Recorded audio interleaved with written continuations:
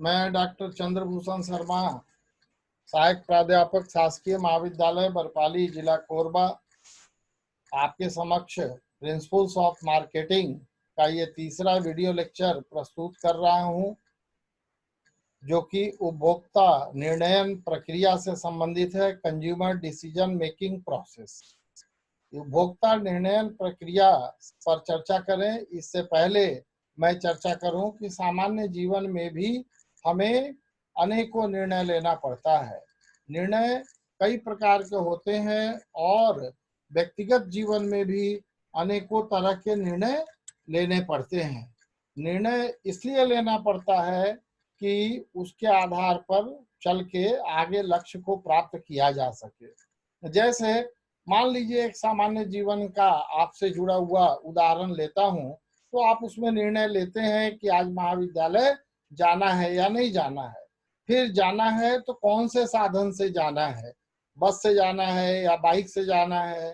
फिर तीसरा कौन से रास्ते से जाना है। तो ये कॉमन निर्णय है जो कि हम लोग रूटीन में लेते रहते हैं। परंतु यदि इसी प्रकार का निर्णय, चाहे वो बड़ा हो अथवा छोटा, खासकर तब जबकि निर्णय बड़ा हो, यदि उपभोक्ता के दृष्टिकोण से लेना पड़ता है, कंज्यूमर के पॉइंट ऑफ व्यू से, कंज्यूमर को ध्यान में रख के लेना पड़ता है, तो उसको हम लोग क्या कहते हैं? उपभोक्ता निर्णयन कहते हैं। उपभोक्ता निर्णयन में किसी वस्तु के क्रय करने अथवा नहीं करने के संबंध में निर्णय लिया जाता है। तो क्रय निर्णय ग्राहक के मनोविज्ञान यानी साइकोलॉजी पर निर्भर करता है। प्रत्येक ग्राहक का क्रय निर्णय अलग अलग तरह का होता है।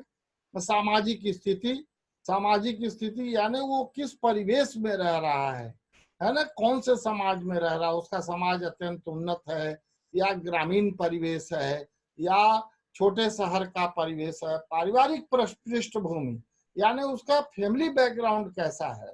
फैमिली बैकग्राउंड का मतलब कि उसके परिवार में कई लोग इकट्ठा रहते हैं या लोग अलग अलग रहते हैं, माइक्रो फैमिली है या सूक्ष्म परिवार है। इन सभी का ध्यान रखते हुए, और सबसे बड़ी बात आर्थिक स्थिति, इन सबों का ध्यान रखते हुए उपभोक्ता निर्णय लेता है। उपभोक्ता के क्रय निर्णय के प्रक्रिया में सबसे पहला जो काम है वो है आवश्यकताओं को पहचान करना और उस आवश्यकता को पूर्ति करने के क्या क्या विकल्प हैं, और उन विकल्पों का निर्णय करने के पश्चात, उन विकल्पों का मूल्यांकन करने के पश्चात क्रय संबंधी निर्णय किया जाता है। और इसी को हम लोग क्या कहते हैं? उपभोक्ता निर्णय कहते हैं। उपभोक्ता निर्णय के संबंध में बड़ा ही अच्छा परिभाषा विपणन विशेषज्ञ प्रोफेसर फिलिप कोटलर के द्वारा दिया गया है। उन्होंने कहा है और मैं उसको कोट कर रहा हूं, उपभोक्ता निर्णय एक वैकल्पिक कार्यदशाओं में सावधानी पूर्वक किया गया चुनाव है, अनकोट।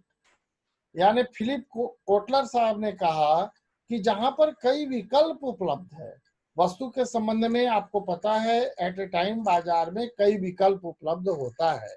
उन समस्त विकल्पों में से अत्यंत सावधानी पूर्वक किया गया चयन, कोई एक ही विकल्प का चयन करेगा उपभोक्ता, तो एक विकल्प जो चयनित करता है, अब निश्चित रूप से कई विकल्प है तो बहुत सावधानी से चयनित करेगा, तो उस चयन के प्रक्रिया को ही उपभोक्ता निर्णय कहते हैं। उसी प्रकार का परिभाषा प्रोफेसर लाजो एवं कार्विन के अनुसार दिया गया है। उन्होंने कहा है और मैं उसको कोट कर रहा हूं, निर्णय लेने का अर्थ उपलब्ध विकल्पों में से चयन करने के लिए उत्तरदायित्व को ग्रहण कर लेना है। यानी इन्होंने भी उसी तरह की बात कहा है कि विभिन्न विकल्प बाजार में उपलब्ध है और उन विकल्पों में से एक विकल्प का चयन कर लेना ही निर्णय कहलाएगा, यानी डिसीजन मेकिंग कहलाएगा। इस प्रकार से विद्वानों के उक्त परिभाषाओं के अध्ययन से स्पष्ट है कि निर्णय लेते समय अनेक विकल्प हमारे सामने होते हैं और फिर उनमें से किसी एक विकल्प का चयन किया जाता है। और स्वाभाविक रूप से कौन से विकल्प का चयन किया जाएगा? जो उपभोक्ता के लिए सर्वोत्तम होगा। इस प्रकार चयन करने का, उत्तरदायित्व ग्रहण करने का निर्णय लेने संबंधी क्रिया को निर्णय लेना कहते हैं, और जब यही निर्णय उपभोक्ता द्वारा किसी वस्तु के क्रय के संबंध में लिया जाता है तो इसे उपभोक्ता निर्णय कहते हैं। यानी उपभोक्ता द्वारा जब निर्णय लिया जाता है क्रय के संबंध में तो उसको हम लोग क्या कहते हैं, उपभोक्ता निर्णय कहते हैं। तो ये देखिए उपभोक्ता निर्णय के आशय के बारे में मैं चर्चा किया और विद्वानों की परिभाषा से उसका अर्थ समझने का प्रयास किया। अब उपभोक्ता निर्णय के कुछ विशेषताएं हैं, कुछ लक्षण हैं, उन लक्षणों पर चर्चा करूंगा मैं। सबसे पहला जो लक्षण है वो है अनेक विकल्प उपलब्ध। देखिए मैं आपको बता रहा था, आप यदि कोई पुस्तक खरीदना चाहते हैं तो देखिए पुस्तक के संबंध में अनेकों विकल्प हैं, कोई दूसरे राइटर का है, कोई दूसरे प्रकाशक का है, अनेकों प्रकाशक और अनेकों लेखक की पुस्तकें उपलब्ध है। फिर आप क्या करते हैं, उन विकल्पों में से आपको चयन करना होता है। वहां पर आप एक उपभोक्ता के भांति कार्य कर रहे हैं और जब आप चयन करेंगे तो यही कहलाएगा उपभोक्ता निर्णय। तो उपभोक्ता निर्णय का सबसे पहला लक्षण हुआ कि अनेक विकल्प उपलब्ध है। यदि विकल्प उपलब्ध न हो तो निर्णय का सवाल ही नहीं है, तब तो आप बंधे हुए हैं कि जो विकल्प एक ही है उसी को चयन करना पड़ेगा। चयन भी नहीं, वही विकल्प आप पर लागू होगा, क्योंकि कोई दूसरा अल्टरनेटिव ही नहीं है, दूसरा विकल्प ही नहीं है। आप दूसरा में से दो तीन है, एक से अधिक है, तभी चयन का प्रश्न होता है। दूसरा है विकल्पों के तर्कपूर्ण मूल्यांकन। विकल्पों का तर्कपूर्ण मूल्यांकन आपको करना है, विभिन्न प्रकार से मूल्यांकन करना है। तर्कपूर्ण मूल्यांकन कब कहेंगे, जब उसके मूल्य का, उपयोगिता का, वस्तु की प्रकृति का, वस्तु के उत्पादक का, इन सारी बातों पे गौर करते हुए जब विकल्प का विश्लेषण किया जाता है तो उसको कहते हैं तर्कपूर्ण मूल्यांकन। तीसरा जो विशेषता होगा वह है निर्णय लक्ष्य तक पहुंचने का एक साधन है, पर निर्णय खुद ही लक्ष्य नहीं है। जैसे मैं आपको उदाहरण दिया आपके केस में कि पुस्तक खरीदना आपका लक्ष्य है, पर विभिन्न राइटर के संबंध में निर्णय लेना यह आपका लक्ष्य नहीं है। लक्ष्य क्या है, पुस्तक खरीदना। लेकिन अब विभिन्न लेखक उसके उपलब्ध हैं, विभिन्न प्रकाशक उपलब्ध हैं, उन प्रकाशकों में से सर्वोत्तम प्रकाशक का चयन करना ये आपका साधन है, वो लक्ष्य नहीं है। लक्ष्य क्या है, पुस्तक खरीदना। तो ये उपभोक्ता के रूप में निर्णय लेना है। नेक्स्ट है अगला जो लक्षण है उपभोक्ता निर्णय का, वो है निर्णय लेते समय ज्ञान, अनुभव एवं बुद्धि का समुचित प्रयोग किया जाता है ताकि निर्णय उपभोक्ता के लिए लाभकारी हो सके। आप पुस्तक खरीदते समय अपना पूर्व का ज्ञान और जो आपका अनुभव है और जो बुद्धि है उन सभी का उपयोग करते हैं। क्यों उपयोग करते हैं, क्योंकि आप वहां उपभोक्ता के भांति कार्य कर रहे हैं, उपभोक्ता के स्थान पर कार्य कर रहे हैं, तो ये क्रय आपके लिए लाभकारी हो। नेक्स्ट है निर्णय को टाला जा सकता है, अर्थात निर्णय न लेना। आप निर्णय नहीं भी ले सकते हैं। मान लीजिए बहुत सारे विकल्प हैं और किसी तरह का आपको उधेड़-बुन लग रहा है, तो ये भी उपभोक्ता निर्णय के का विशेषता है कि आप कोई निर्णय न ले, मूल्यांकन करें और यदि आपको कोई सुटेबल नहीं लग रहा है या अन्य कारणों से आप निर्णय को टाल सकते हैं। फिर नेक्स्ट कहता है एक निर्णय अन्य नए निर्णयों के जन्म का कारण बन सकता है। जैसे एक निर्णय आपने लिया कि कार खरीदना है, ये निर्णय ले लिया और कार के संबंध में सारा विकल्प वगैरह तलाश के उसके संबंध में निर्णय ले लिया। अब आपको उसके साथ ही कई दूसरे निर्णय लेने पड़ेंगे कि क्या तो कार के लिए गैरेज बनवाया जाए या नहीं बनवाया जाए, फिर कार में पेट्रोल कहाँ से भराया जाए, ड्राइवर रखा जाए या स्वयं चलाया जाए। तो इस प्रकार से आप देख रहे हैं कि एक निर्णय लिया आपने कार के क्रय के संबंध में और उससे जुड़ा हुआ कई निर्णय आपको स्वयं लेना पड़ता है जो उससे जुड़ा हुआ है।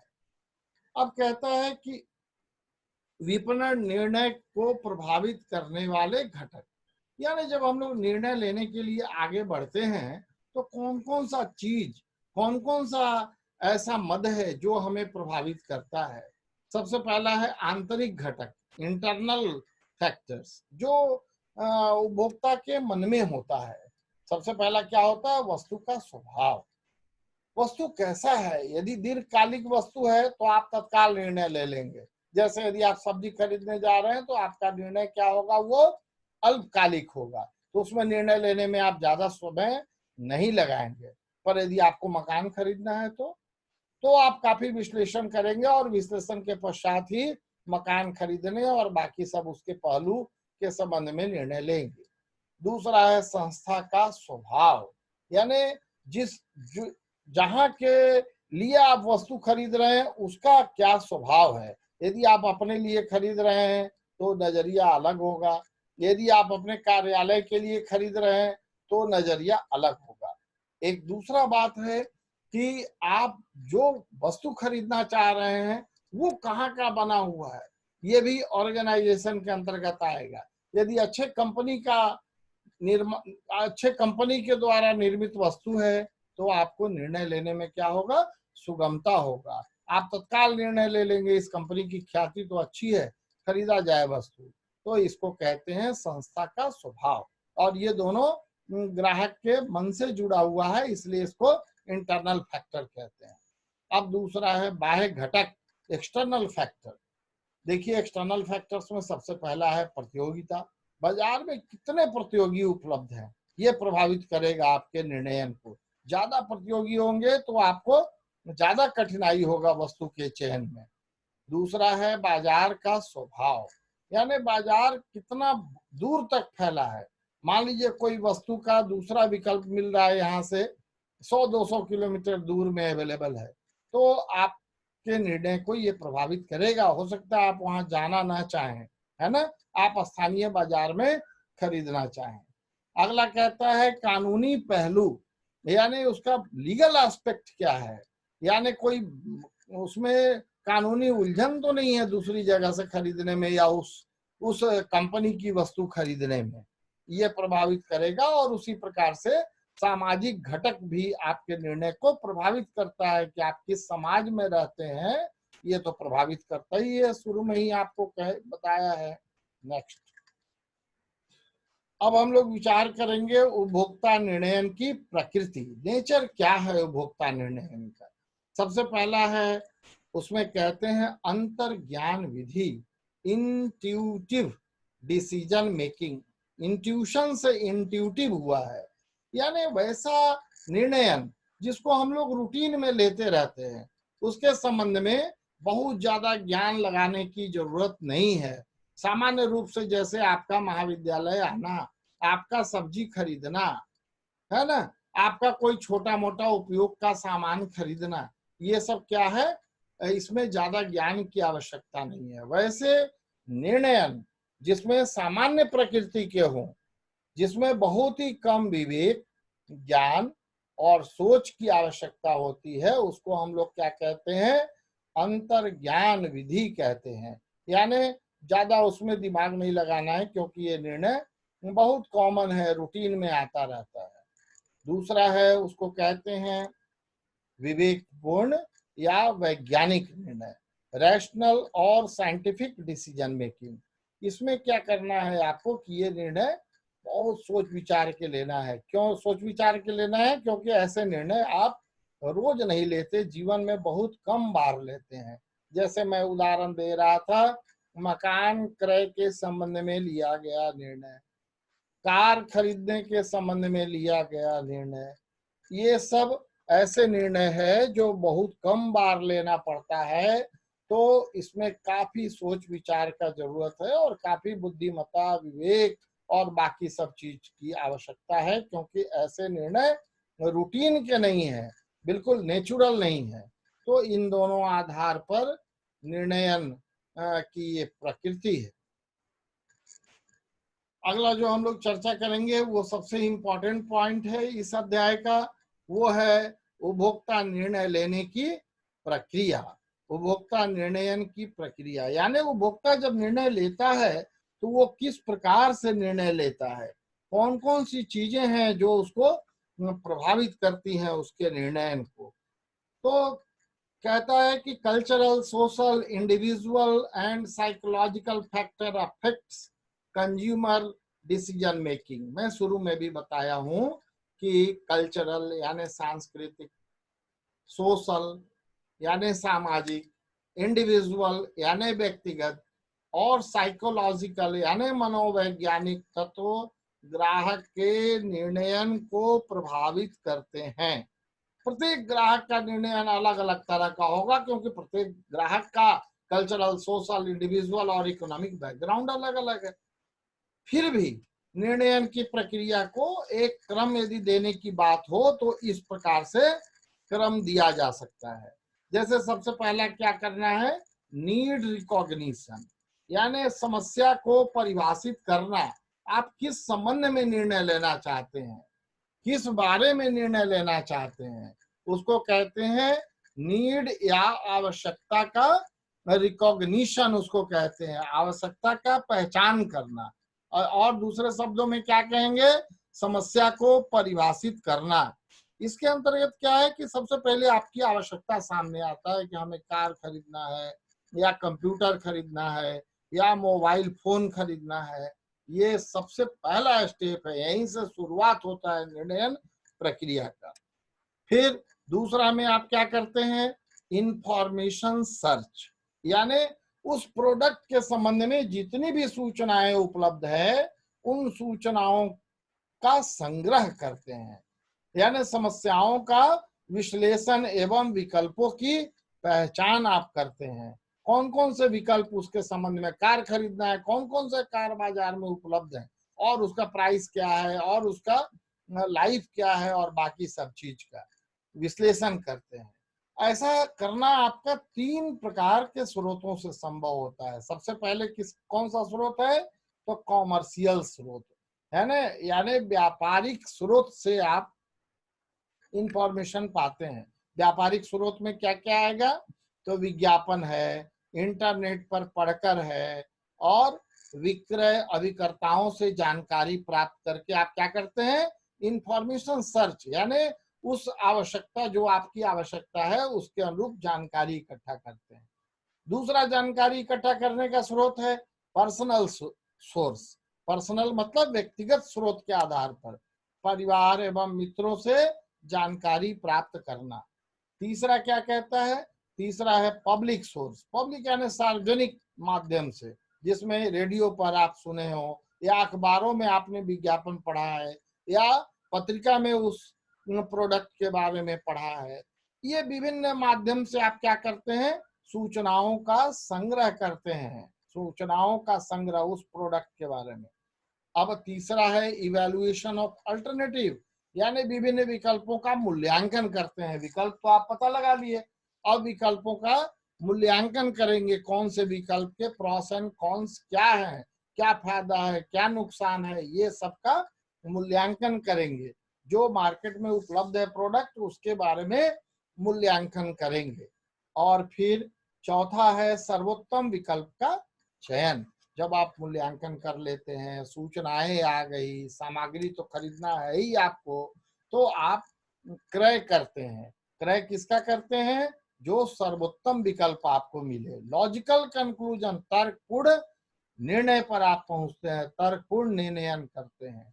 और एक अंतिम स्टेप है जिसको हम लोग कहते हैं पोस्ट परचेज बिहेवियर, यानी क्रय के बाद आपका व्यवहार क्या होता है उस वस्तु के प्रति जो आपने क्रय किया है। इसमें विकल्प शामिल नहीं है, केवल वो वस्तु जो आप क्रय कर लिए या जिसको क्रय करने का आपने अंतिम निर्णय ले लिया और फिर क्रय करके ले आए, क्या तो आप कैसा उसके संबंध में व्यवहार करते हैं।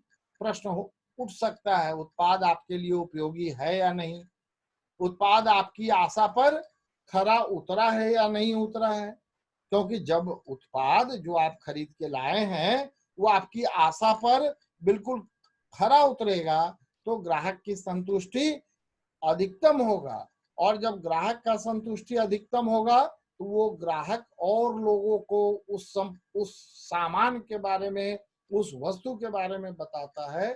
फलतः और भी दूसरे लोग उस वस्तु के क्रय के लिए आकर्षित होते हैं। तो इस प्रकार से उपभोक्ता निर्णय लेने की प्रक्रिया पूरी हुई, आवश्यकता का पहचान, वस्तु के संबंध में सूचनाओं का संग्रह, विकल्पों का मूल्यांकन, सर्वोत्तम विकल्प का चयन और क्रय करने के बाद का व्यवहार। उन्हीं तथ्यों को यहाँ पर लिखा है। समस्या को परिभाषित करना, विकल्पों की पहचान, फिर विभिन्न विकल्पों का मूल्यांकन करना, सर्वोत्तम विकल्प का चयन और क्रय पश्चात व्यवहार। इस प्रकार से आप विभिन्न विकल्पों और सारी बातों का पर विचार करके सर्वोत्तम निर्णय वस्तु के संबंध में, कोई भी संपत्ति क्रय के संबंध में बतौर उपभोक्ता ले सकते हैं, और ऐसे में आपके निर्णय का गलत होने की संभावना बहुत ही कम होगी। तो आपने ध्यानपूर्वक मेरी बातों को सुना, इसके लिए बहुत बहुत धन्यवाद। Thank you.